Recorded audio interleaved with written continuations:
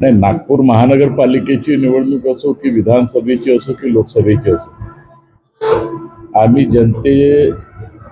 जनतेपाशी आम्ही विकासाचे आमचे कामं घेऊन जातो. कारण आपल्या सगळ्याला माहित आहे का, नागपूर शहराचे चित्र बदलण्याचे काम आमच्या दोन्ही नेतृत्वाने आणि गडकरी साहेब आणि फडणवीस साहेबांच्या माध्यमातून झालेलं आहे. 50 वर्ष काँग्रेसवाल्यांनी नागपूर शहर अंधकारमय ठेवला. 50 वर्षामध्ये कसल्याही प्रकारचे प्रोजेक्ट नागपूर शहरामध्ये आणलं, कसल्याही प्रकारचे कामही सुद्धा झाले नाही. परंतु जेव्हा 2014 ते केंद्र आणि राज्यामध्ये सरकार आल्यानंतर देवेंद्रजी फडणवीस साहेब मुख्यमंत्री झाले, गडकरी साहेब केंद्रामध्ये मंत्री झाल्यानंतर इतक्या झपाट्याने या नागपूर शहराचं चित्र बदललं. नागपूर शहराच्या चारही दिशेने तुम्ही कोणत्याही भागामध्ये अगर गेलात तर सगळीकडे तुम्हाला डेव्हलपमेंटचे कामं दिसतील. सिमेंट रोड असतील, अनेक प्रोजेक्ट असतील, मेट्रो असतील, ओव्हरब्रिज असतील, अंडरब्रिज असतील, अशा प्रकारची अनेक कामं आमच्या नेतृत्वाने केल्या आहे. आणि त्यामुळे हे जनतेला दिसतंय, जनतेच्या समोर आहे, जनतेला हे दिसते आहे. आणि म्हणून निवडणूक कोणतीही असो, आम्ही हे विकासाचे कामं घेऊनच जनतेच्या समोर जातो. काँग्रेसवाल्यापाशी कसल्याही प्रकारचं बोलण्यालायकचं काहीच राहिलेलं नाही. ते आरोप प्रत्यारोप, हे झालं तर हे काऊन नाही झालं, हे तसं झालं तर असं काऊन नाही झालं, याच्याशिवाय त्यांच्यापाशी दुसरं काहीच या ठिकाणी नाही आहे. आणि म्हणून तुम्ही पाहिलं असेल, नागपूर शहरात बी आम्ही काँग्रेसच्या पंठ्याबोर केला आहे आणि पूर्व नागपूरमध्ये तर आम्ही काँग्रेसचा विषय संपवलेला आहे. कारण पूर्व नागपूरमध्ये बी काँग्रेसने 50 वर्ष राज्य केलं आणि 50 वर्षामध्ये पूर्व नागपूरमध्ये एखादं तरी सुवर्ण अक्षरामध्ये लिहिलं जाईल, एखादं तरी प्रोजेक्ट त्यांनी आणलं का?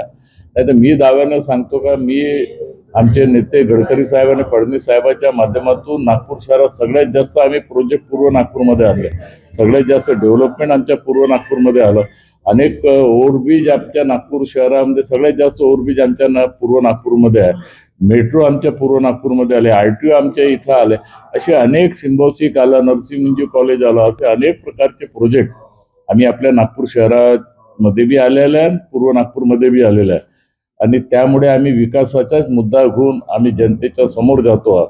आणि आम्ही पूर्व नागपूर हा टँकर मुक्त केला आहे. 2-4% राहिलं असेल तर राहिलं असेल, लेकिन आम्ही पूर्व नागपूर हा टँकर मुक्त केला आहे. काँग्रेसने 50 वर्षामध्ये तेही करून नाही दाखवलं, तेही सुद्धा आम्ही केलं आहे. आणि म्हणून आता काँग्रेस आमच्या पूर्व नागपूरमध्ये टोटली खतम झाली आहे. भाऊ, कुठे ना कुठे भाजपामध्ये एक मोठ्या संख्येने इच्छुक उमेदवारांची रांगा लागलेली आहे. एकंदरीत याच्यामध्ये युतीमध्ये अगर तुम्ही लढला तर काही जे इच्छुक उमेदवार आहेत किंवा जे पार्टीचे सिनियर कार्यकर्ता आहेत त्यांना कुठेतरी थांबावं लागेल, याच्यावरती काय म्हणणार? नाही, नागपूर शहरामध्ये युतीच्या दूरपर्यंत संबंधच येत नाही. कारण नागपूर शहरामध्ये भारतीय जनता पक्षाचं संघटन मजबूत आहे, कार्यकर्त्याची फौज आहे, कार्यकर्त्याची ताकद आहे. ही निवडणूक काही लोकसभेची आणि विधानसभेची निवडणूक नाही आहे, ही सामान्य कार्यकर्त्याची निवडणूक आहे. बूथमधून निर्माण झालेल्या कार्यकर्त्याची निवडणूक आहे. आणि म्हणून या नागपूर शहरामध्ये, बाकीचे मी सांगत नाही, परंतु नागपूर शहरामध्ये युतीच्या दूरपर्यंत संबंध येत नाही. आणि तुम्ही पाहिलं असेल का, प्रत्येक प्रभागामध्ये, नागपूर शहरामध्ये 38 प्रभाग आहे आणि एका सीटसाठी लोकांनी 40 अर्ज केले आणि काही प्रभागात तर 100च्या वर तर एका प्रभागामध्ये तिकीट मागितली आहे. काल सकाळपासून इंटरव्ह्यू सुरू झाला तर रात्री 1-1.5 वाजतापर्यंत इंटरव्ह्यू चालला. याच्यामुळे जनतेमध्ये भारतीय जनता पक्ष आहे, कार्यकर्त्यामध्ये भारतीय जनता पक्ष आहे. आणि त्यामुळे युतीच्या दूरपर्यंत संबंध येत नाही आणि कार्यकर्त्याच्या भाजपमध्ये सन्मान होईल. वरिष्ठ नेता नेहमी म्हणत आहे की पूर्ण महाराष्ट्रामध्ये युती होणार आहे शिंदे गटासोबत, कसं बघतात? नाही, शिंदे गटासोबत युती व्हावी, जिथं जिथं संभावना त्यांना आहे तिथं युती व्हावी. आणि मुख्यमंत्री महोदय, आमचे प्रदेशाचे अध्यक्ष बावनकुळे साहेब, त्या दृष्टीने त्यांचं काम बी सुरू आहे. परंतु नागपूर शहर हा अलग आहे.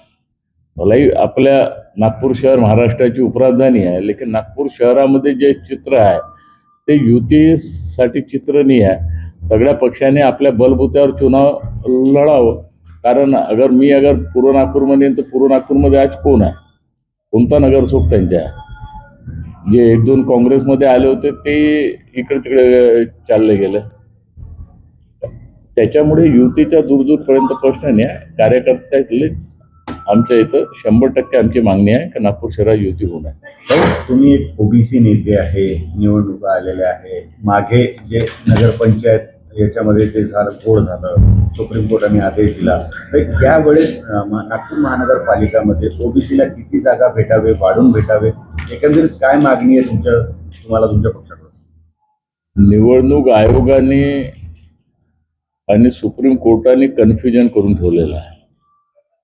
परंतु सुप्रीम कोर्टाने आदेश देताना सांगितलं का निवडणूक आमच्या सुप्रीम कोर्टाच्या आदेशाच्या अधीन राहून ह्या निवडणुका या ठिकाणी होत आहे. परंतु ही निवडणूक सामान्य कार्यकर्त्याची राहते आणि त्यामुळे निवडणूक आयोगाने काय ॲफिडेव्हिट दिलं, कशा प्रकारचं कन्फ्युजन निर्माण झालं हे ते सांगू शकतात. परंतु नागपूर शहरामध्ये मागच्या वेळेस जेवढं 27% जे आरक्षण ओबीसी साठी होतं तेवढं आरक्षण निश्चित स्वरूपात ओबीसीचेच उमेदवार राहील आणि त्याच्यामध्ये ओबीसीचेच उमेदवार त्या ठिकाणी निवडून येईल.